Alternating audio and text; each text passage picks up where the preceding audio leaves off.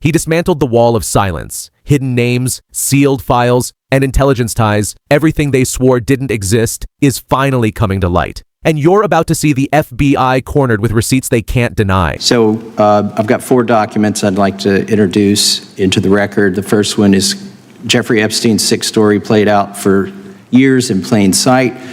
And Acosta is quoted in here saying, "I was told Epstein belonged to intelligence and to leave it alone." The second document is entitled, "What Epstein's Bodyguard Warned About His CIA Connections."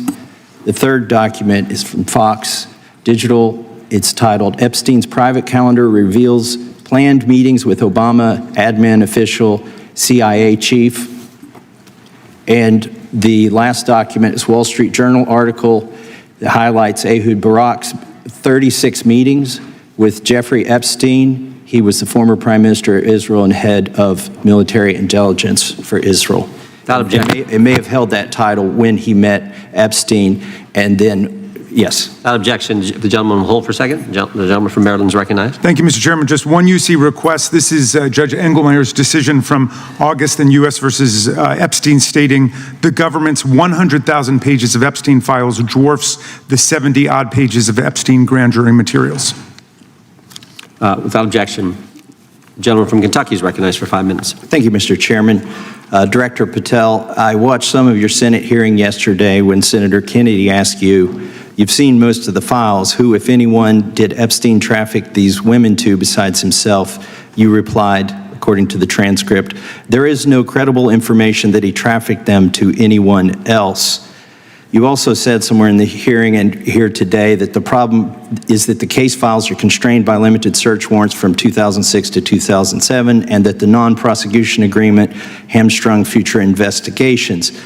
Those constraints only apply to Southern District of Florida. They do not apply to Southern District of New York, the location of the 2019 sex trafficking indictment, which produced many things, including a series of FD 302 documents.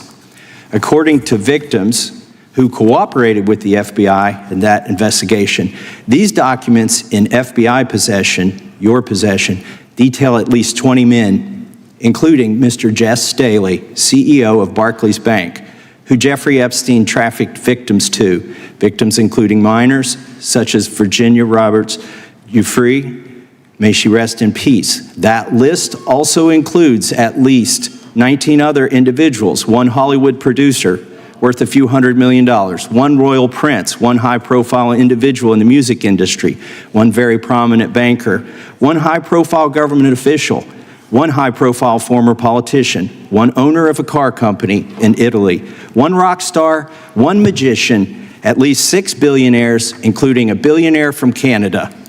We know these people exist in the FBI files, the files that you control. I don't know exactly who they are, but the FBI does. Have you launched any investigations into any of these people, and have you seen these 302 documents?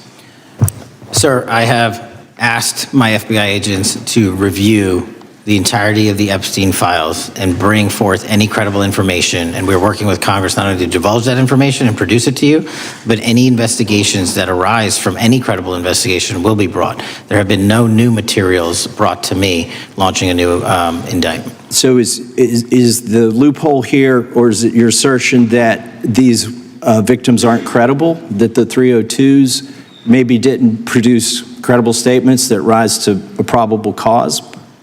It's not my assertion, sir. It's the assertion of 2 different United States attorneys' offices from 3 separate administrations who investigated those same materials in lifetime. Are the 302 documents in the FBI's possession?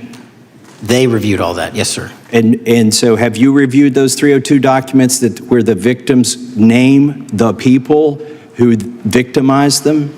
If I personally know, but the FBI has. So how can you sit here and in front of the Senate and say there are no names? I said all. I named one today. I said we are not in the practice at the Department of Justice FBI of releasing victims' names.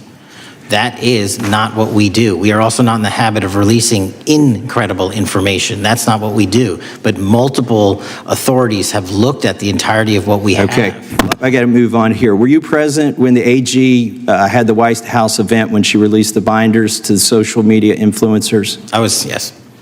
So if you're willing to meet with social media influencers who stood to benefit from the sensational and sad stories of these victims, will you meet with the victims as well? The FBI will meet with anyone who has new information. Will you personally meet with them? The FBI and the professionals who are handling the cases will. Were you instructed that it was important to release the documents to the Oversight Committee on the day of my introduction of the discharge petition to release these files? I don't know what day that was, so no. Well, they were released that day, and there were victims' names who weren't redacted because they were in such a rush, and the victims are not happy about that.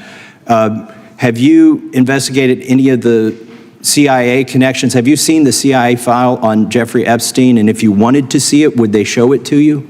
Well, I can speak for the FBI, and that's presuming there's a CIA case file, and I've reviewed everything that the interagency, not I, the FBI, that was provided to us.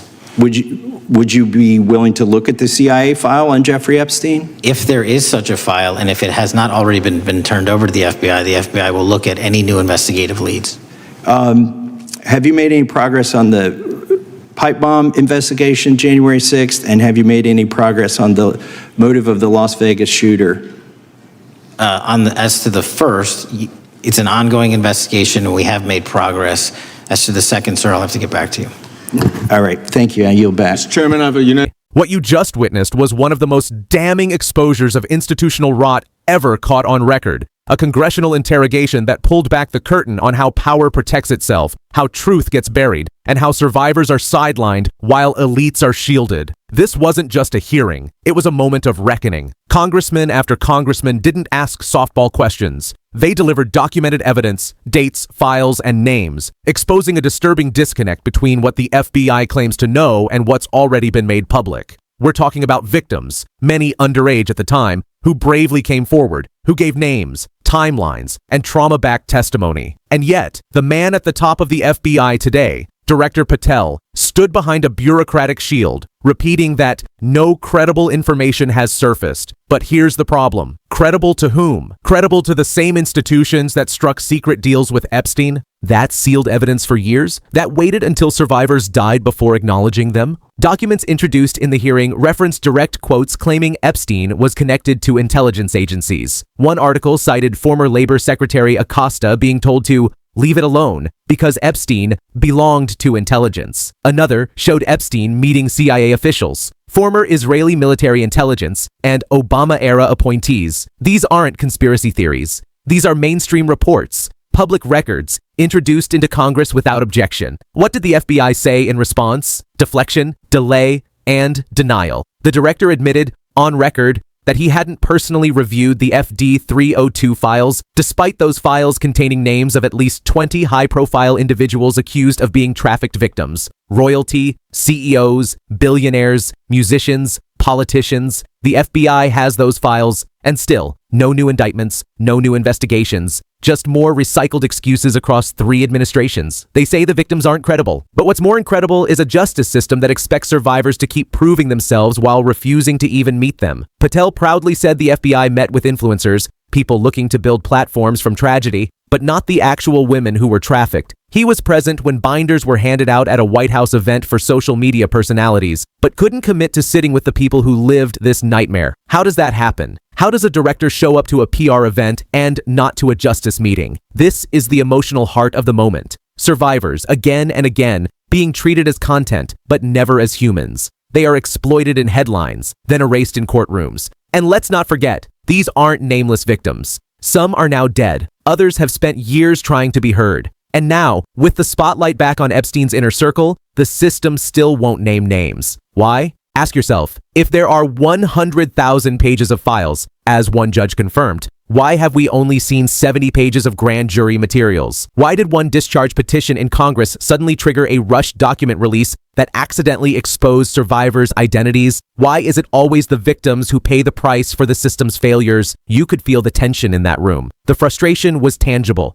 lawmakers weren't playing games. They asked about CIA ties, about foreign intelligence, about billionaires and Hollywood names buried in those files. And again, Patel dodged. He couldn't say whether he'd seen a CIA file on Epstein. He would be willing to look if it exists. But how many more conditions? How many more caveats do we need before someone in power just tells the truth? This moment is bigger than Epstein. It's about who's above accountability in America. Because make no mistake, this is a power structure that protects its own. Intelligence agencies, political elites, mega donors, media titans, they all knew Epstein. They all met him. Some had dinner with him. Some flew with him. Some were on calendars. And yet no indictments, no trials, just a convenient suicide and a justice system that keeps running out the clock.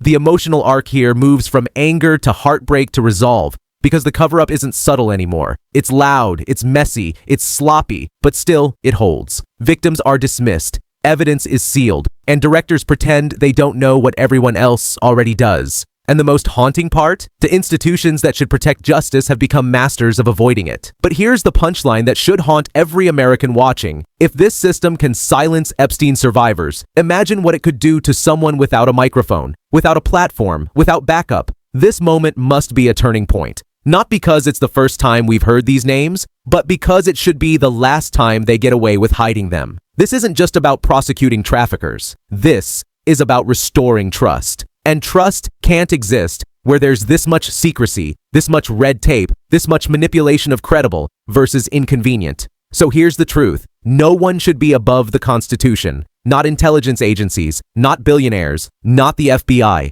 and definitely not those who enable predators in exchange for power. We say this clearly and loudly. Meet the victims. Open the files. Name the names. This is not a conspiracy. This is a cover-up. One that was built in plain sight and now hides behind official titles, legal jargon, and polite hearings. But we're done being polite. If you watched that hearing and didn't feel the rage rise in your chest, watch it again. Watch every time Patel avoids a question. Watch every time a survivor's voice is replaced by redacted lines and press releases. Then ask yourself, who are we protecting? And why? This moment must not fade. Share this video. Share it with friends, with coworkers, with anyone who's ever asked, why haven't the rich and powerful been held accountable? This is the reason, and now the spotlight is on. Let's make sure it stays there. Subscribe, stay loud, keep watching, because truth is rising, and they're running out of places to hide.